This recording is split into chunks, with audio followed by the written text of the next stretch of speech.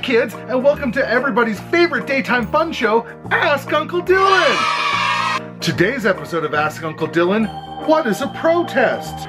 Uncle Dylan, you say, aren't protests bad? Well, let's start at the beginning. Don't be such a So let's start with, what is a protest? A protest is a form of civil disobedience, where a citizen or citizens stand up against a law, policy, or action of a ruling power, system, or government in order to prove a point. They've happened for a long time around the world, and they've been responsible for a lot of the major positive changes. So like when people blow things up? No!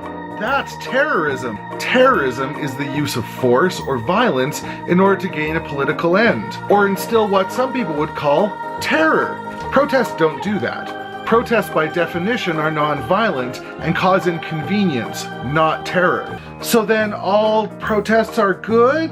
Oh no, protests can sometimes be really ineffective, and there are a lot of really careful things you need to know about doing protests. But often, protests come out of passion, and that means that they're not well thought out or planned, and sometimes they need help in order to be as effective as they could be.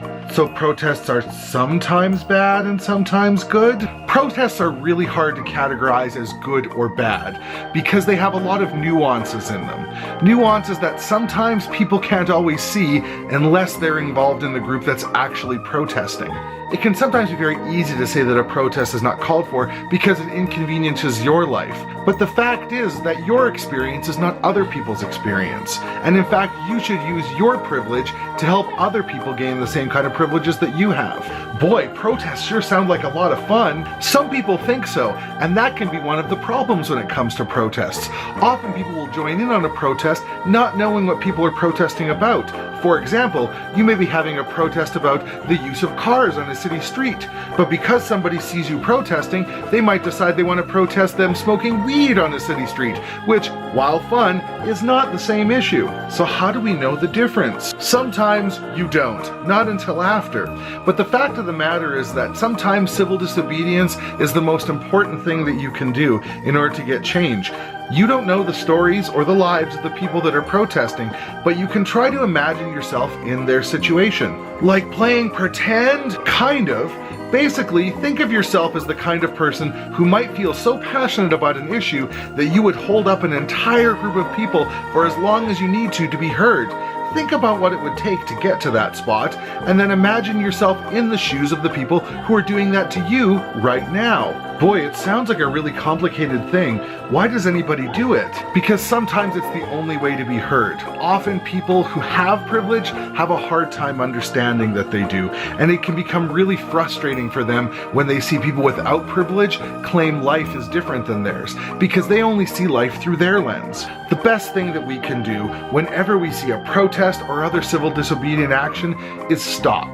Think to ourselves what it would take for us to be in that situation, and also, is this protest actually harming anybody or just annoying us? Because being annoyed or delayed, as much as we may hate it, is not terrorism. Sometimes protests will make enemies. They're kind of meant to annoy people. They're meant to make people angry, because then people listen. Here's a good tip from Uncle Dylan. Ask yourself, if one person is saying it's a problem, maybe it's that one person. If an entire group are saying it's a problem, maybe it's a real issue. Imagining each other complexly can be one of the hardest things to do as a human being. But take it from Uncle Dylan, nothing says activist like active thinking. That's all for today's version of Ask Uncle Dylan. Tune in next time when we talk about how to prevent protests by listening to people before they need to protest. See you then.